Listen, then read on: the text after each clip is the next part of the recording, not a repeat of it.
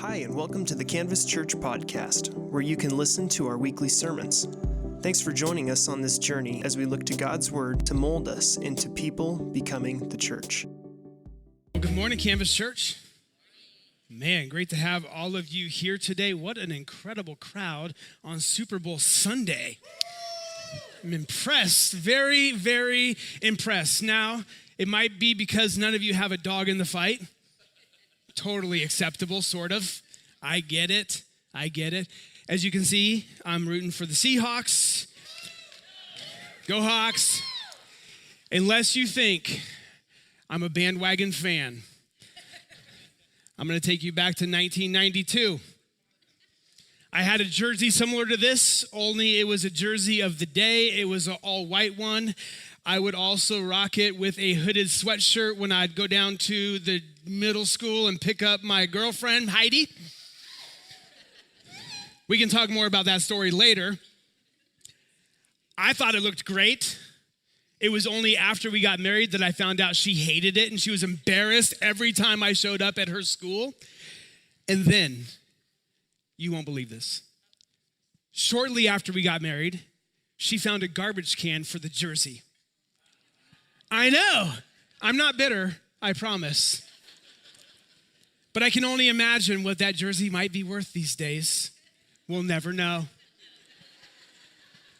I am excited for the game today. I think it's going to be a great retribution to the last time we met the Patriots in the Super Bowl. But anyhow, enough of that. If you're a guest, welcome. So glad that you're here today. Man, we're pumped that you decided to carve out some time and spend it here with us at Canvas Church. So thanks so much for being here. My name's Nate. I get to serve on the team at Canvas Church, and the team is made up of so many fabulous people serving all around the building, out in the parking lot. And would you do me a favor and give our worship team a hand this morning? Tell them thank you.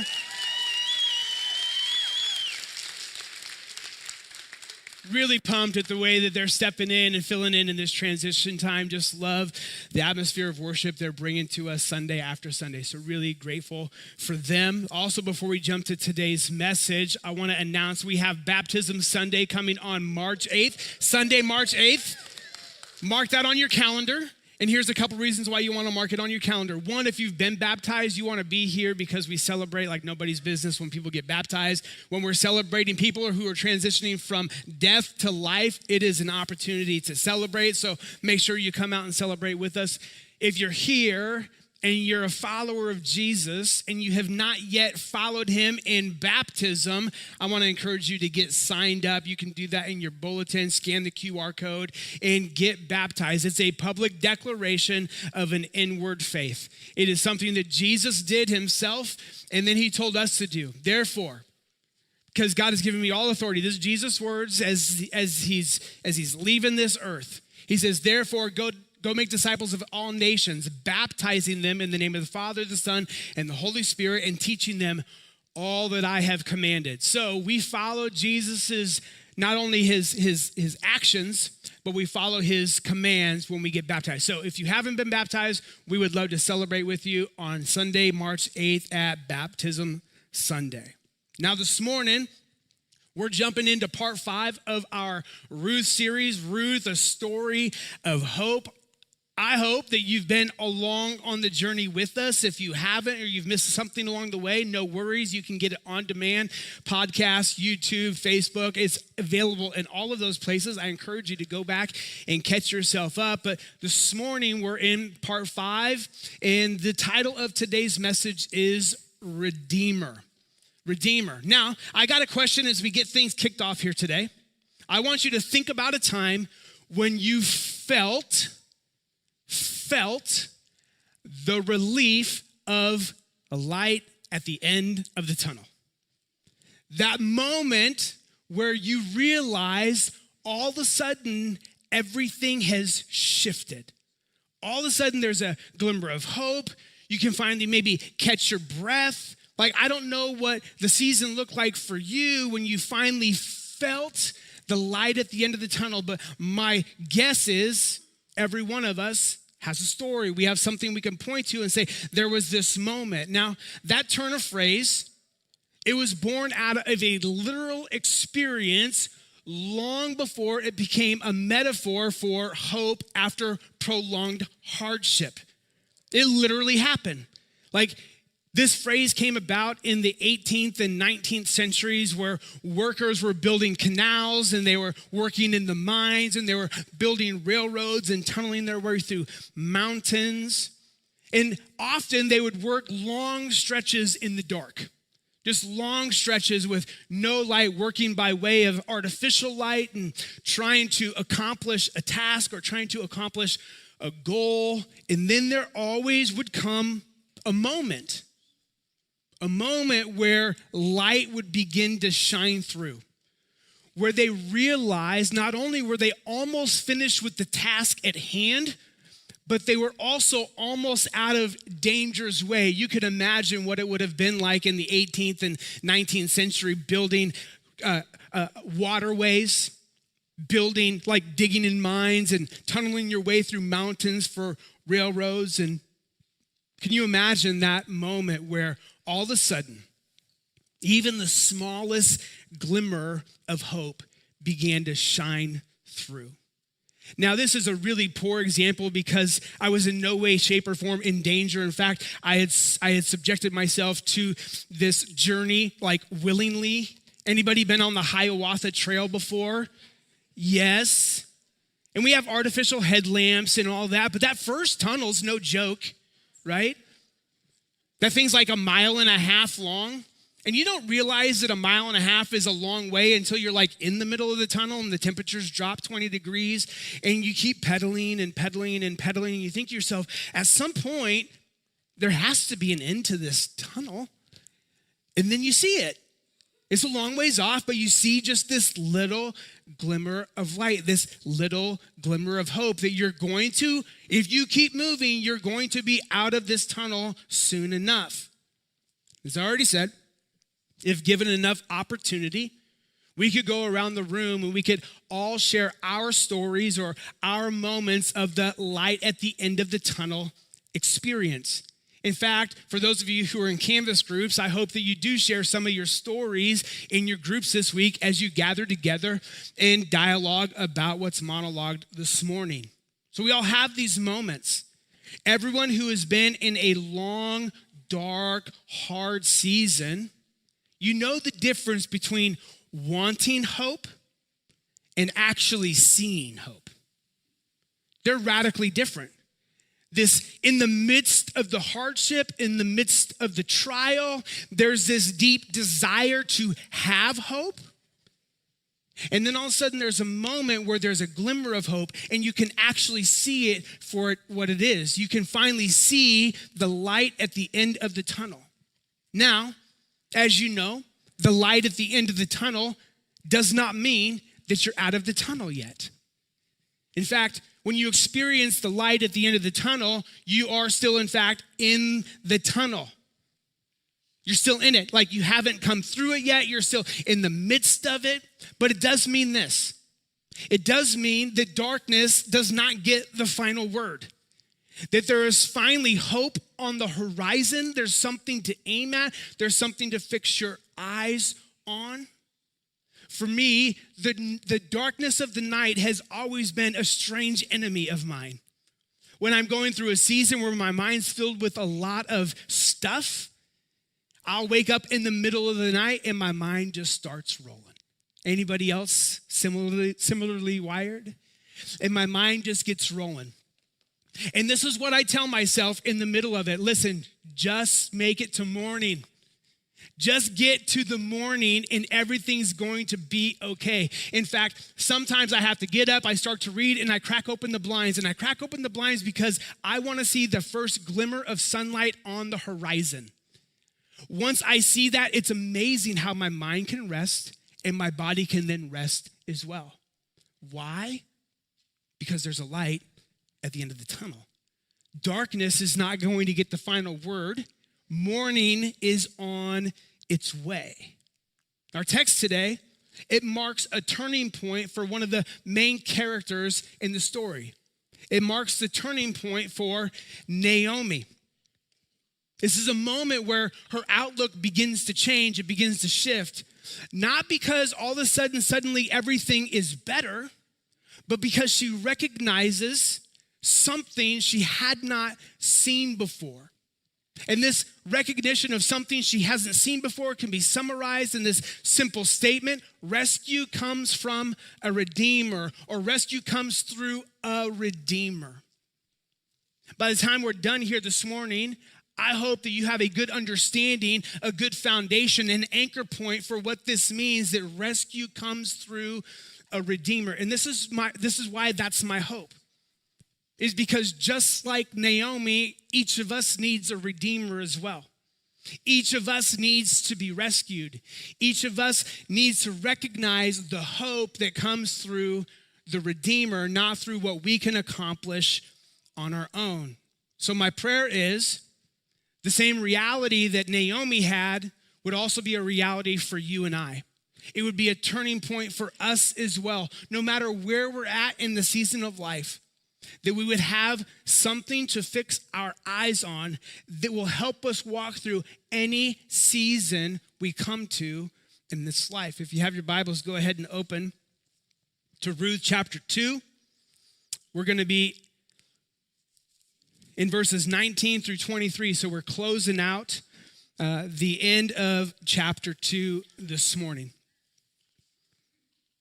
And as you're turning there, let me just remind you, Ruth had been out in the field of a guy named Boaz, who was like amazingly, incredibly generous to her and incredibly kind to her. She had just gone out looking for some kindness, that somebody would allow her to like gather grain that had been dropped or left behind by the harvesters. And she landed in Boaz's field, and we've recognized that she didn't just do that by happenstance. It was by the providence of God, that God was working behind the scenes even when he seemed absent in the story, that he was there and he was working things out the way they needed to get worked out. And she ends up walking away with an amazing haul of grain. Enough grain to last her and Naomi for over a couple of weeks. And this is what happens. She goes home. She shows Naomi all of the grain she gathered. She shares some roasted grain that she had received from Boaz. And then this is what happens after that. Verse 19. Where did you gather all this grain today? Naomi asks. Where did you work? May the Lord bless the one who helped you. So Ruth told her mother-in-law about the man in whose field she had worked. She said, the man I work with today is named Boaz. May the Lord bless him, Naomi told her daughter-in-law. He is showing his kindness to us as well as to your dead husband. That man is one of our closest relatives, one of our family redeemers. Then Ruth said, what's more, Boaz even told me to come back and stay with his harvesters until the entire harvest is completed. Good, Naomi exclaimed. Do as he said, my daughter. Stay with his young women, right through the whole harvest. You might be harassed in the other fields, but you'll be safe with him. So Ruth worked alongside the women in Boaz's field and gathered grain with them until the end of the barley harvest, and then the wheat harvest in early summer. And all the while, she lived with her mother-in-law. See, Naomi, she had spent this last season of her life marked by loss, marked by bitterness, marked by what seemed like, in fact, in her words herself, judgment from God himself. This was the plea that she gave to her daughters-in-law when they left Moab and started headed back to her homeland in Jerusalem. She stops along the way and she tells them, listen, there's no reason for you to travel with me. God himself has raised his fist against me. And the reason why she's telling him this is she sees God as against her. And she's like, anybody that goes along with me is going to be within the blast zone of God's vengeance against me. So if you want to protect yourself, if you want a good future, if you want a light at the end of the tunnel, this is what you should do. You should turn around and go back to your homeland, go back to your parents' house, go back to your people, and go back to your gods. I find that wildly interesting. Naomi, the one who is, since she was born, been raised to know Yahweh, Creator God, the one who created it all. In the moment of despair, she turns her daughters-in-law attention back to their own people and their own gods, saying, your false gods are going to provide more for you than my God will. Why? Because he's raised his fist against me. And in fact, she gets back to her homeland and she rolls into town, and the town's kind of anxious. Seems like they're excited, but it's not the kind of excited like, woohoo, let's throw a party. It's more like, whoa, is that Naomi? What's she doing back? I thought she moved away to Moab. Where's her husband? Where are her children? Like, how come she's here with just another gal? Like, what is going on? And they ask, is this Naomi? And Naomi means pleasant or sweet. But Naomi's heart has grown bitter. And this is what she says, do not call me Naomi, rather call me Mara, which means bitter. It means bitter. In fact, there's a place in Israel's history where they've been delivered from Egypt, where they were in slavery, and God rescues his people, and he begins to move them towards the promised land, and they get to this place where they're all thirsty. Can you imagine 1 million people that are absolutely thirsty? And they show up to this place to get water, but they taste the water, and the water's bitter, so they call that place Mara. Like, God, you rescued us out of that, but then you brought us to this place so we could just die here in the wilderness. You see the tie that Naomi had to that other story when she walks into town and they say, is this Naomi, the sweet, pleasant gal that we knew from way back when? And she says, don't you dare call me Naomi. My life is neither sweet and I am not pleasant. Rather, call me Mara. Why? Because bitterness had taken hold. Bitterness had settled into her heart. But then, at the end of chapter 2, all of a sudden, we see this incredible shift. The shift is subtle at first, but then it gains momentum as it works its way through the text. But here's the interesting thing is her circumstances had not changed yet. She was still a widow. Ruth was still her daughter-in-law. They were still having to glean behind people in a field in order to get sustenance for the day. What had changed? Like, her circumstances hadn't changed, but something definitely had shifted. Something had changed. What had changed? Well, it's clear her Redeemer has now entered the story. The one who had not only the resources, but the desire to change their position, to come and bring rescue to them. And what I want to do with the rest of our time here this morning is I want to look at 3 observations that reveal how hope begins to return in the midst of hardship.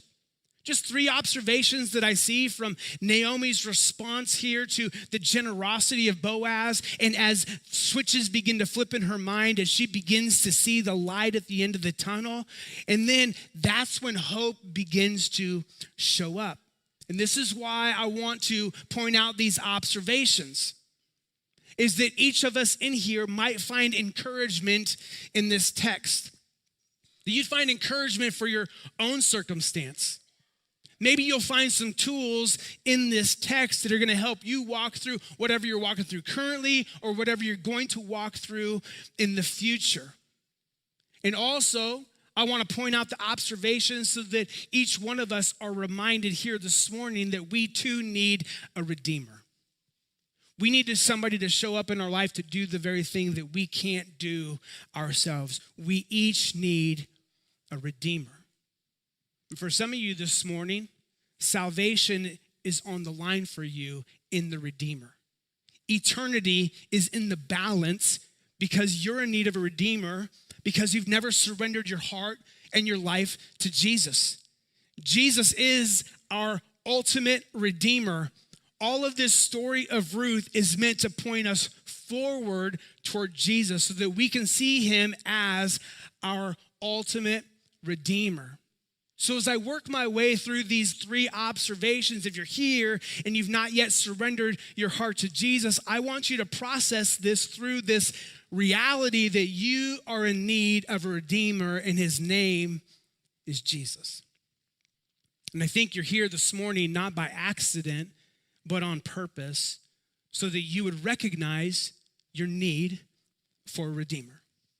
First observation that I make as I worked my way through this text is Naomi responds with genuine excitement. She responds with genuine excitement. Where did you gather all this grain? Where did you work? And then out of nowhere, may the Lord bless the one who has helped you. Naomi at this point doesn't know who has helped Ruth. She doesn't know whose field she ended up in. All she sees is this big old jackpot of grain, and she gets all sorts of excited. Have you ever been starving? And all of a sudden, there's a big old plate of food in front of you, or you waltz your way into an all-you-can-eat restaurant, and all of a sudden, you're like, whoa, it's exciting. I feel like that's what she's seeing. She's finally seeing, oh man, we can get our head above water. We can finally catch our breath. We have sustenance in order to sustain us. She gets all excited. What's interesting is that this is the first time that we see Naomi speaking with any sort of energy in her voice. It's the first time it seems like she has a glimmer of hope. All of the other interactions leading up to this point, she's melancholy or worse. And then all of a sudden, there's a little upbeat to her voice. Why? Because I think she got a glimpse of the light at the end of the tunnel. You know that feeling, don't you? When your positive response to something catches you off guard. When you're walking through a season that's incredibly difficult, challenging. Most of your day is marked by feeling low. And all of a sudden somebody says something, you get a phone call, and you respond with a genuine laugh. You're like, where'd that come from? You respond with there's a genuine feeling of I think we might make it. And it catches you off guard. You know that feeling? That's the feeling that Naomi is feeling in this moment, right? I think when she bursts out, where did you gather all this grain? Where did you work? May the Lord bless whoever did this to you. And she probably spit all of that out, and then she's like, whoa, where did that come from? That's not been my heart. That's not been my feeling. That's not been my emotion as of late. I've been depressed. I've been down. I'm feeling like God has forgotten me. And then there's this genuine moment of excitement. And it reminds me that even if you're still in the tunnel, you're allowed to experience genuine joy when some light breaks through. I know I've been in seasons where they were particularly challenging, and to have a moment where I felt a little bit of relief, I felt a genuine smile, I laughed, and it actually felt like a real laugh and not a forced laugh, and then kind of gathered that back up and that's not the moment I should be in right now. But what if, when the light breaks through, we give ourselves over to the positive emotion of that moment and just say, God, thank you so much. I know I'm not out of this tunnel yet. I know everything that I want to happen has not been accomplished yet. I'm still in the midst, generally in the darkness, but I can see the light at the end of the tunnel. What would it look like if we just let ourselves feel that moment? See, I think it's moments like that that then create momentum, and all of a sudden hope begins to return. When we just feel the genuine emotion of the moment when light breaks in. So Naomi, she responds with genuine excitement. And that genuine excitement then moves her to acknowledge God's kindness. Naomi acknowledges God's kindness in the moment. And then she repeats, this is what she says, may the Lord bless him. In the NIV, it says it like this, may the Lord bless him. He has not stopped showing his kindness to the living and the dead. The ESV says it like this, may he be blessed by the Lord whose kindness has continued for both the living and the dead. You see, it's interesting. In the NLT, which we primarily read here, I think it's one of the most accessible translations, easy to understand. That's why we use it regularly. You read through that part, and it's hard to determine, is Naomi talking about God, or is Naomi talking about Boaz when she talks about his kindness has never stopped? The ESV, I think, picks it up best. The reality is in the Hebrew, it's pretty neutral. It's hard to know which one it is. Some theologians say the author did that on purpose to point to both Boaz and to God.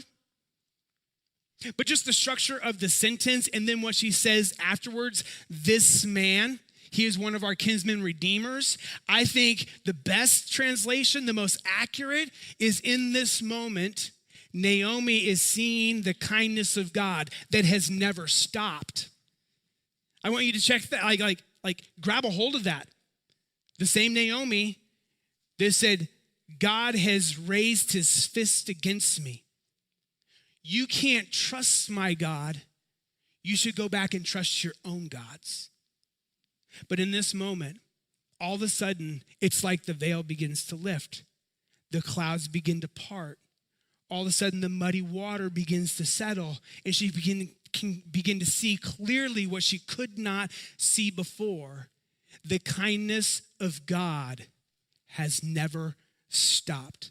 He has never stopped showing his kindness to the living and the dead. What an incredible moment that must have been for Naomi. Like, she doesn't credit this moment for good luck or coincidence. She accurately names the source, Yahweh God. He's the one who's provided. He is the one that is taking care of us. In fact, I couldn't see it before, but I see it now. He's been taking care of us all the way through. His providence, his sovereignty, he has this all under control. See, the God that she thought had withdrawn, in this moment, she recognizes is still acting on their behalf. And how many of us have been through a season where it seems as though God is nowhere to be found? We read our Bible, they feel like words on a page. We say prayers, they're like words that bounce off the wall. And the question is, God, are you even hearing me? Are you even doing anything right now? Where are you at? I'm certain that's what Naomi has felt in this time. So you're familiar with her position. You're familiar with her perspective. And then there's this moment where the veil lifts and all I'm like, God, you've been working all the way through. I remember this season of my life, incredibly challenging time with some people that I love dearly. And for a year and a half, almost every day, I would grab a cup of coffee. I'd sit in my chair where I read my Bible, and I'd sit there and I'd say, God, I don't know what you're doing. I don't know how to forgive. I don't know how to love again these people. Like, what are you doing here? And then I would say, but I give myself to you, and whatever you want to do in my heart and my life, I'm yours. Would you just do something? A year and a half. And then I got a phone call of some tragic news that came to their family. And the first feeling I had was empathy. It shocked me. I was like, whoa, where'd you come from? I didn't think I could feel empathy for them at all. I didn't know I had the capability. In fact, the truth is I didn't. But in that moment, I saw a light at the end of the tunnel. And I recognized that God had been working on my behalf behind the scenes. And that God had been shifting and shaping and molding my heart to a place of love and forgiveness that I could have never gotten to on my own. This God that seemed distant, this God that seemed absent, this God that didn't seem like he was hearing any of those prayers, he was shaping and molding me from the inside out. It's the kindness of God. He was still acting on my behalf. Sometimes recognizing the kindness of God is just the glimpse of hope that you need to keep moving forward. Recognizing the kindness of God in ordinary moments of your everyday life might be the only thing that you need to keep moving forward. Recognizing and acknowledging the kindness of God. So Naomi, she responds with genuine excitement. She acknowledges God's kindness. Then Naomi recognizes the Redeemer. She recognizes the Redeemer. This is what she says. That man is one of our closest relatives, one of our family redeemers. This is the turning point for Naomi. Naomi connects Ruth's ordinary day with the sovereignty of God and his extraordinary provision that is found in the law. This is a declaration. It's like this is the light bulb moment for her. She's like, oh my. Boaz? He's one of our family redeemers. Now, we don't get that language because we don't have that provision in our law. But this is the moment where all of a sudden what God had established a long time ago becomes personal for Naomi. She's like, this is why God established this in his law. You can read about it, Leviticus chapter 25. I encourage you to do that today. Have you ever had a rule that maybe your parents set up or somebody set up that didn't make sense in the moment, but all of a sudden you get to a place and you're like, oh, this is why they said that. This is why they wanted me to do that. This is why they established that rule or that law. Now it makes total sense. I didn't understand 25-mile-an-hour speed limits through neighborhoods until I had kids. And I was like, oh, I get it now. Totally makes sense. And God had established this law of kinsman redeemer way back when he established Israel as a nation. And he did it on purpose, for a purpose, to take care of people like Naomi in this exact spot, in this exact moment. And all of a sudden she's like, Boaz, wait a minute, he's one of our closest family redeemers. This is blowing my mind. This is why God established this all the way back then. You see, a kinsman redeemer had a very specific place in Israel's history, in Israel's, in the way they operated as a society. The kinsman redeemer could redeem property, could redeem people, and could redeem widows, which is people also, but it's a separate category. And this is what it looked like. Let's say you had a piece of property and God told Israel, like, all the property is mine. It's just on loan to you. So therefore, if somebody gets in a hard place and they have to sell you their land, every 50 years, that land goes back to the family. It's called the year of Jubilee. But if you can imagine, let's say there's 49 years left before the year of Jubilee comes and you're 35 years old. In those days, that property is gone forever. Unless you have a kid, and then at the year of Jubilee, your kid would take over the property in the land. And this is where the kinsman redeemer steps in. So let's say you were poor and you needed some help, and you recognize I didn't have crops for the last 3 years. I can't continue to support my family. But what I could do is I could sell my property to somebody. I could gain some money. And if you're early on in life, you could wait out until the year of Jubilee. But if you're later on in life, then you could kiss that property goodbye, unless you had a kinsman redeemer, somebody close to you who would come along, who has the desire and the means to pay off your property and give it back to you. Pretty awesome. Kinsman redeemer. Providing something that you don't have on your own to return something that God has given you. It's a beautiful picture. Also, maybe you've already sold your land and you're still on hard times and you're having a hard time making ends meet and you can't support your family. What you could do is you could sell yourself into slavery, or as a bondservant, you go to work for somebody else for a period of time until the year of Jubilee. At the year of Jubilee, anybody who is a slave, they now are free and they get to just go on with life.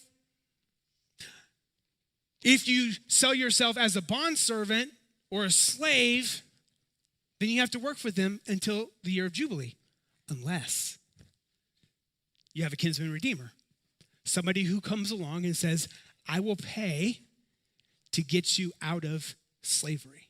I will pay to get you out of being a bondservant. And then you can go free and be on your own. And all of a sudden, in this moment, Naomi recognizes Boaz. He's a man who is a family redeemer. He might be the rescuer we've been looking for in the family redeemer. See, in this story, hope doesn't return because the problem is solved. Hope returns because Naomi recognizes that God has already provided a way. He already has it taken care of. And it's easy in the midst of a very challenging, trying time to not see that God has already provided a way forward for his people. He's already provided a way forward. And again, as I said, at the top of this thing, Boaz is always supposed to point us forward to Jesus, our kinsman redeemer, the one who showed up and paid our penalty, who got us out of slavery. This is what the Bible says, that we were slaves to sin. Not only could we not like break free from it, but we enjoyed doing it. Sin was just our normal mode of operation, and we enjoyed it. Why? Because we were slaves to sin. But Jesus, when he came as our Redeemer, purchased us, bought us out of slavery so that we could live in union with him. Rescue comes through a Redeemer. And like Naomi, we wander through seasons of darkness, searching for relief and rescue in a lot of things. Like we search for it in all sorts of things. We search for it in relationships. We search for it in promotions. We search for it in bank accounts. Like we search for relief and rescue from a lot of different areas. But true hope, like the hope that doesn't disappoint, the hope that we can hold on to no matter what comes our way, the hope that steadies us in the midst of the storm, the hope that anchors us in the midst of chaos. Like true hope doesn't come from what we happen to stumble upon. It comes when we recognize our Redeemer God and that he has already provided for us. He's already taken care of all of our needs. That Redeemer for us is Jesus. So we are going to walk through some dark seasons, no doubt. But the light is real. And when we get a glimmer of the light at the end of the tunnel, when we see Jesus finally for who he is, like the light, Jesus, because Jesus is our Redeemer, we have hope at the end of the tunnel. There is a light at the end of the tunnel. Jesus entered our story to come and pay our penalty so that we could have life in him. I got two takeaways, and then we're going to stand to our feet, we're going to pray, and we're going to be out of here. First takeaway is this: let God's promises shape your hope, not your circumstances. Let God's promises shape your hope, not your circumstances. And for some of you, you're like, I don't even know what God's promises are. And that's why I'd encourage you to begin to read the Bible on a regular basis, anchor yourself in the hope that's found in the scriptures. These are God's promises. Familiarize yourself with them because you need them when you're walking through circumstances and they don't feel hopeful. Number two, learn to recognize God's provision in ordinary moments of life. In ordinary moments, learn to recognize, learn to acknowledge, and then learn to thank God for the regular, everyday provisions that he brings to you. A warm house, food on the table, a job to go to, relationships to be engaged in. Like all of those are very simple things. Recognize those as God's kindness towards you. God's provision in your everyday moments. Would you stand to your feet as we close in prayer? Jesus, thanks for today. Thanks for your word. It's challenging. All of us find ourselves at different times and seasons like Naomi. But God, I pray that you would help us to experience genuine joy in the midst of it. Help us to acknowledge the kindness that you show us. And most importantly, God, I pray that you would continue to point us to Jesus, our Redeemer, who paid it all for us. For anybody that's here this morning and they haven't yet surrendered their heart and life to you, I pray that they would today. I pray that they would make a decision, that they'd have a conversation with whoever brought them, have a conversation in the lobby, or just reach out and begin to pursue you, Lord. That they would surrender their heart and life to you. We pray these things in your precious name, Jesus.